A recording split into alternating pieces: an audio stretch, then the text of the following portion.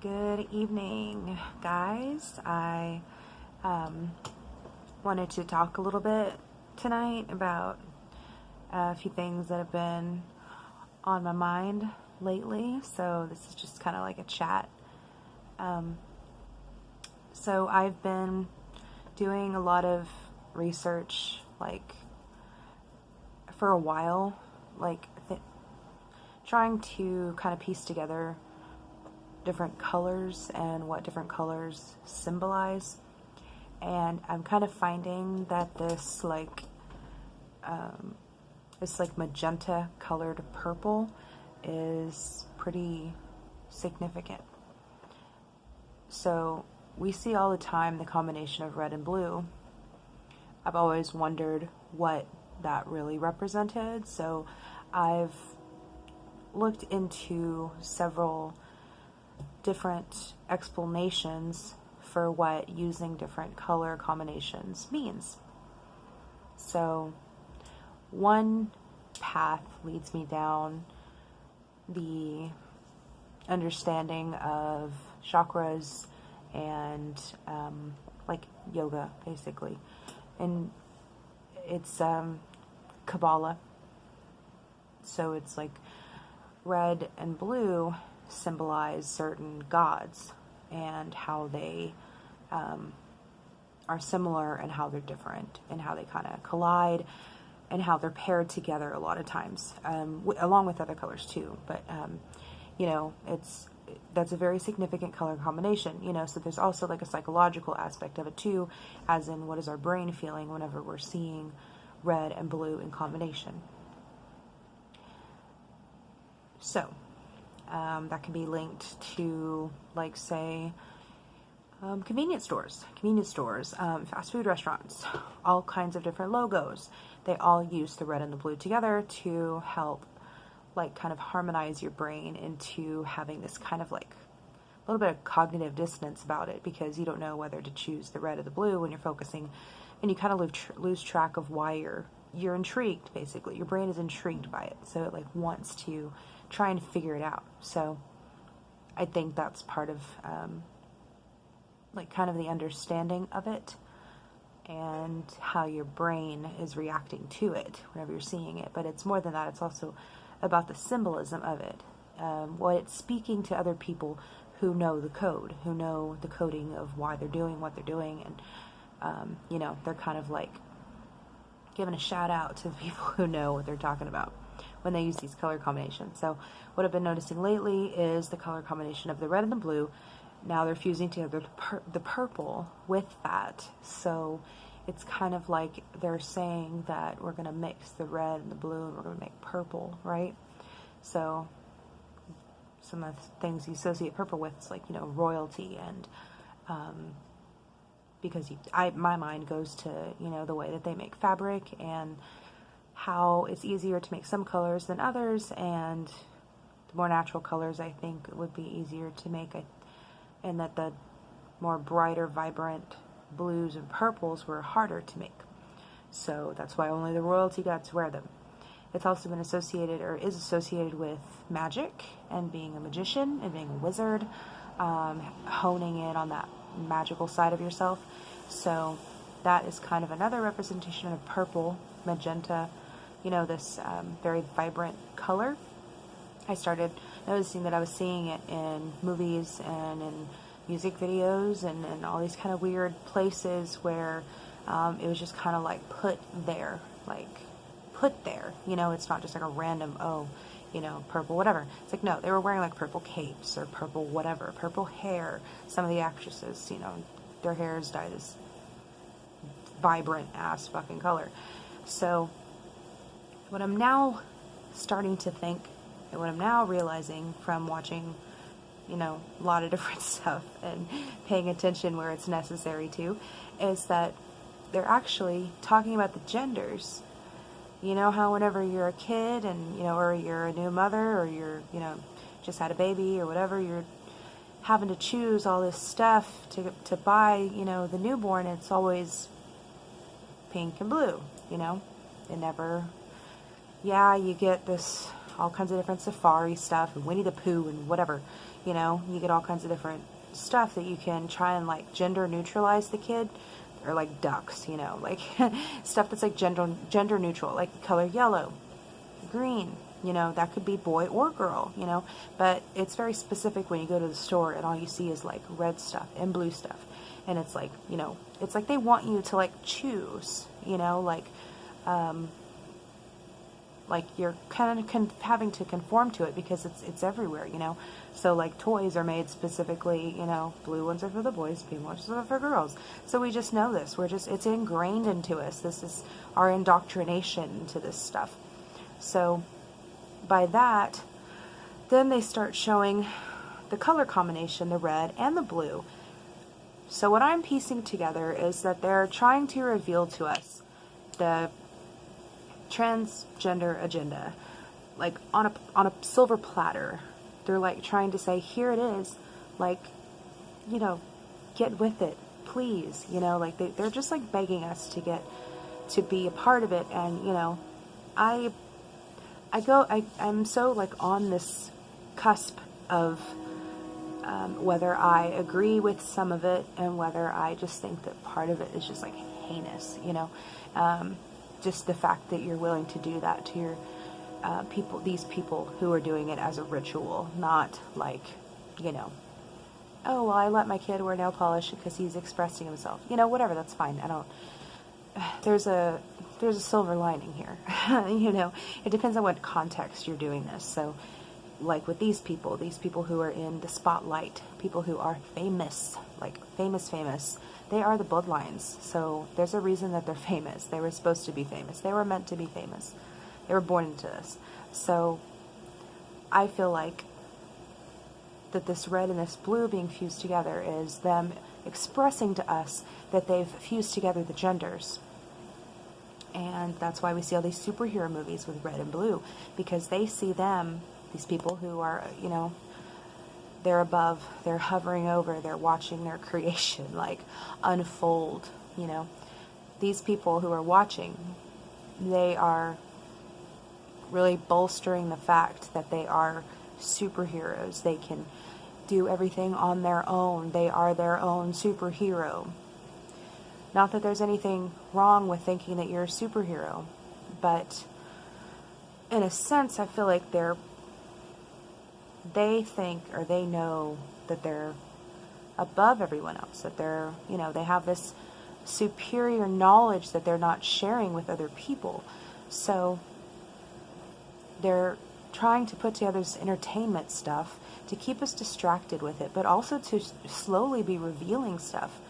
And we're, you know, it just depends on if you're paying attention or not. So obviously for my entire life I wasn't. I was paying attention to the entertainment part. Yeah, I was very entertained. You know, I've always been a fan of the entertainment industry and music and movies and, you know, God, it's surrounded my entire life. And, you know, part of me feels very, like, vulnerable to it, like, as if I should have known something all along, but your brain just does not. My brain, at least. I'll speak just for my brain. You know, my brain didn't click to that they were just lying so profoundly. So now that I'm coming to an understanding that I've been basically just, you know, lied to my whole life by this, like, you know, huge entity that we have no control over whatsoever. And it's like I say to myself, you don't control this, so let's just like try and find out about it, you know, let's just like be in the know about it. So that's all I'm really trying to do. So yeah, this purple color I feel like is the color, because they're fusing together, that you go from being male and female, a double gendered person, to being like a god, because you're fusing those together and you're using that power.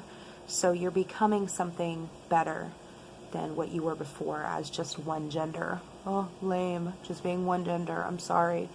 You know, as normal people, I'm sorry, that's a horrible way to say it. Nothing is normal. Nothing's ever normal. But I feel like, you know, the natural thing, I should say natural, natural thing is to just be one gender. But I mean, you know, people feel how they feel. So I get that. You know, if you feel like you're another gender, then by all means do whatever you have to do to feel like yourself. But I'm talking about the royal bloodlines here. I'm talking about the people who are in power, the people who are, they have the wealth, they have the means, and they are pushing and, you know, pushing all kinds of really shitty stuff onto us, and they want us to enjoy it. They want us to like it. They want us to play along with it. You know, I think eventually people are going to start waking up to it. I really hope so. It's very lonely when you're the only person you feel like is, you know, I was saying that sometimes it can get kind of lonely when you feel like you're the only one who's like really wanting to dig deep into these type of topics. So it's, I think, good to talk about it if you feel like maybe, you know, you're crazy for wanting to learn about this stuff, or, you know, you're not like going with the crowd, you're not just like being okay with whatever is being shown to you. Just like reach out. just start looking at things. Just start researching stuff. Like, when I say research, I mean like, you know, pay attention to stuff that comes across to you and look into it if it interests you. So say I'm, you know, driving in the car or something and I see a billboard that says something, or I see an article when I'm scrolling through whatever. I see a headline. You know, headlines capture me all the time. And I mean, reading an article, that's research. Yeah, I need to look at that article because there might be something in there that is going to point me in the direction of something else. Maybe it'll point me to, you know, another magazine, or, you know, whatever it is. Like, it doesn't mean just like sit down at your computer or sit down on your phone and like, just like, you know, randomly start. I mean, you can, yeah, it's just a little bit not, it's not as organic to do that. It's more like, you know, if a thought pops up, yeah, then go research it, go look it up. Be like, oh, hey, let me go look at that because I thought about that. So, so yeah, for me, it's a lot of reading. It's a lot of like watching. And a lot of times I'm like looking at stuff that I like to like watch anyways, like movies and stuff. You know, I'll put on a movie and I won't be sometimes intending to find or hear things or see things, but sometimes now that I'm like more, I feel like my brain is kind of activated to it. Now that I'm kind of versed in the language of this stuff a little bit more, I think, than what I was like last year. Whenever I first started this stuff back in last year of like September, it's gotten a lot better. So yeah, I'm learning new stuff like every single day. So the stuff about the colors has really been on my mind though a lot lately, because I mean, I see it so often now, and now I really feel like I know what it represents. And it's really about showing that other people have power in their double genderedness. So they want us to be transgendered. They are promoting it because they feel like it leads them to higher purpose and they can manipulate us through it. So if they're showing, you know, like I've been watching a lot of Katy Perry stuff. I watched like 3 hours worth of Katy Perry performances. So I'm not exactly proud of that, but yeah, I did it pretty consecutively and for a while. So I watched a lot of stuff and I saw a lot of stuff, and yeah, I saw her progression basically. So as far as performance goes, mainly because I was looking for something in particular. I'm working on a project and I wanted to find certain footage of her kind of showing something that I've been looking at, which is MK Ultra glitches. Gonna do my own segment where it's basically talking about how you can really see it in the facial features. The eyes is what I'm looking at. So like if I'm seeing this like kind of flutteration within the eyes, a certain gaze, a certain look, if your eyes are not moving at all, if you're just stuck, like there's a lot of different stuff that really can show when someone's under hypnotization, or when they are in a trance, or when they are switching out of personalities, because it's just dissociative identity disorder, DID, which is a real thing. It's not just made up, and it's not supposed to be, this scary thing, but it does actually affect people. So, whether it's good or bad for that person in particular. So it is something, and I think it takes a lot of strength for these people to endure that, and perform and be under this trance. It's a lot. So yeah, that's just a small project I'm working on. There's a lot to do. There's so much I want to do, and so I feel like so little time for me to do it, because I can only do this in my spare time. So I'm gonna be just doing as much as I can, talking as much as I can, saying everything that I feel needs to be said, and just going with my gut, because I feel like my intuition is pretty strong in some areas, and I feel like this is one of them. This has gotten to be one of my strong suits, is picking this stuff out with everything that I watch. I've lost track of how much stuff that I've just acquired in my memory. So to retrieve that, is kind of, you have to segment what you want to do and what you want to wait to do. Do I want to talk about the Kabbalah, or do I want to talk about, aliens, or do, whatever I want to talk about. So it's a lot of stuff, but yeah,